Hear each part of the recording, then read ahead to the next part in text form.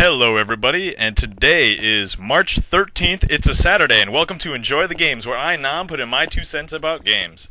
Sorry to say that I haven't been around for a long time, besides the last video that you saw me make, which was Super Mario Bros. 3, but basically what happened was my Nintendo broke, and I ended up having to get a new one, but I got a Retro Duo instead, so it also plays Super Nintendo games, so I can review those now.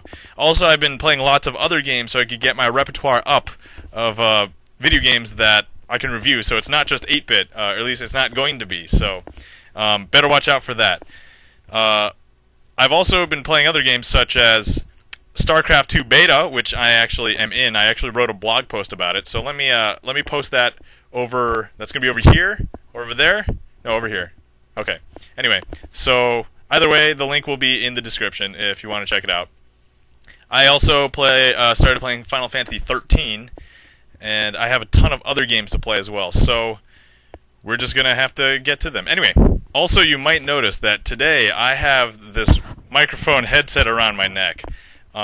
As of last time, my review of Super Mario Bros. 3, I thought that the audio quality was a lot better than if I had my camera take it, so I'm actually going to record it through this thing now.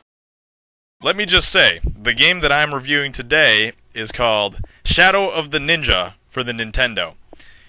And this is one of my old childhood favorite games because, well, let me just tell you. So, let's just get to it. This is Shadow of the Ninja for the Nintendo Entertainment System. Shadow of the Ninja. As you can see, there's you can play with up to 2 players, 1 or 2, and you can choose either the blue ninja or the red ninja. I usually choose the blue ninja because blue is my favorite color. And so here we go. You start off running. You can jump and attack. A is jump, B is attack, and obviously directional button is D-pad. Sorry to say that it doesn't look that great. There's actually this decoration in the background, and it's trying to simulate lots of rain, but it kind of just really gets in the way of the video. So sorry about that. As you can see, I'm pretty much rushing through the level, avoiding the enemies, mostly because I used to watch time attack videos all the time. This is the first sub-boss. Now each stage is broken up into a series of sub-stages, so this is stage 1-1. And I kind of killed him pretty quick and taking minimal damage, so if you can tap the button really fast, you can dish out a lot of damage. Now there's 2 types of weapons that you can have. You can have the sword or the chain. The big difference being range, but for also people who really care, you can actually deal a lot of damage with the sword quicker because it has faster attack rate. So I usually skip getting the chain. Okay, as you can see, I'm doing these crazy moves where I can fly up. Basically, when you jump, you attach to any, ceiling that you can grab, and if you press up, you can actually jump above it. And those guys don't actually hurt you, they just kind of push you. And that's a sword, so I grab that. Okay, so what you see me doing now is getting really close, so close to the guy that his bullets actually appear behind me, because I got so close. I'll explain that a little bit later, but anyway.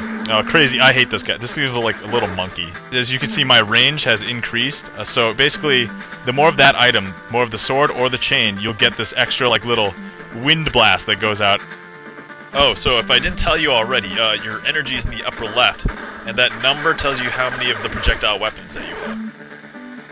So this is a boss, and there's a special move. If you hold the attack button, you can lose half of your health to dish out a ton of damage, but it doesn't quite deal enough damage to kill the boss, so you still have to be able to deal some damage.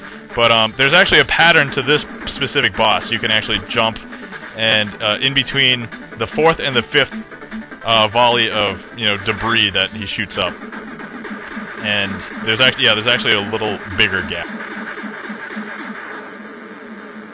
So this is one of my favorite parts of the game. I like to run past this part because as a ninja, you want to be as elusive, avoid combat as typically as much as possible because that makes you fast and ninja-like.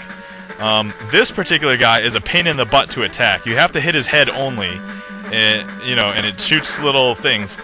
And usually when there's 2 players, this screen actually slows down the game because each one of those little circles on its neck actually counts as like a separate object or something.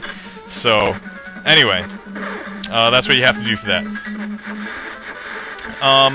As I was saying about the weapon, if you happen to get hit, you can actually lose the range of your extra wind blast because you're striking so hard and so fast. Now, for new people who play this game, out of the two main weapons, the chain or the sword, I'd actually recommend starting with the chain because you'll always have that minimum range, which is like, I think, 2 to 3 times longer than the initial sword without any of the wind blasts. But if you don't get hit and you get either one, they'll both basically have about the same range. And so here's the thing: the sword has a faster attack rate, but the chain actually hits on its way out and on its way back. So I think it just really depends on your preference of weapon. As you can notice, my range of the sword is noticeably less now because I got hit. Yes. And there's a lot of flickering because there's so many objects on the screen that Nintendo can't handle it, so... this is one of my also other favorite parts because I get to dodge everything. And what I picked up was some other weapons. Now, there's a couple of projectile weapons too. There's ninja stars and darts, which kind of come from ninja stars. And there are bombs. I don't really like getting the ninja stars because they usually can't dish out enough damage fast enough, so I usually just dodge them. And then I go and destroy enemies. Because, you know, destroying enemies is pretty fun. Oh! One of the things that I really want to mention about this game is the music. All of the music in all of the stages, they're all really catchy. Like, it kind of reminds me of Mega Man music, to be honest. Maybe not quite to the exact same extent, but it's, you know, that's how I feel like when I hear it. It feels like this epic kind of music. And it's really impressive considering that they only had 8-bit music to work with, so... Okay, I'm actually not going to play too much into the game. Wouldn't want to spoil the entire game for you, but I'll just beat this stage, and that'll be that. So with the bombs, they're really powerful. They can kill these guys with, like, basically one hit. Now, the atmosphere of this game. As you can see, there's these really cool ladders, and it kind of gives this, you know, it doesn't just change screen like in Mega Man does. It actually scrolls. So, I mean, it actually makes the world seem really big. But one of the things that I really like about this is when you're going through the game, it actually gives you this sense of, you know, adventure, even though each time you play the game, it's actually not that long a game. I think there's like 5 or 6 stages in total, so you can actually sit down and beat it, and I kind of tend to replay a lot just because it's really fun. And overall, I pretty much enjoyed this game. I thoroughly enjoyed it a lot. Definitely recommend. I want to say, if you're a fan of platforming or old Nintendo games, this is definitely a must-play. I give it a thumbs up. You definitely have to play this game. It is such an amazing game.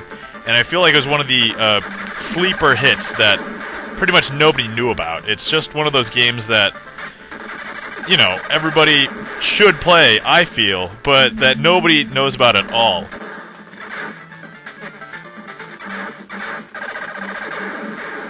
This is where I get really close. So, when you take advantage of this little thing, it's a collision detection with the Nintendo. So, basically what happens was programming wasn't so accurate that all the bodies and everything on them were actually what I would call the hitboxes. Because I think they talk about hitboxes with other things. But anyway, so I hope you enjoyed this review. Just made this a little quick. This is the end boss. You know, he basically breaks himself every time you hit him. But it's not bad because if you're close enough to him, he'll go in the opposite direction. Otherwise, he will go towards you. So, oh man, this is going to be an epic battle. I only have 1 energy left. And I can't... I don't know if I'm going to make it. Just one more hit. Oh man, totally take him out. So, yeah. Alright, thanks for listening, and enjoy the games.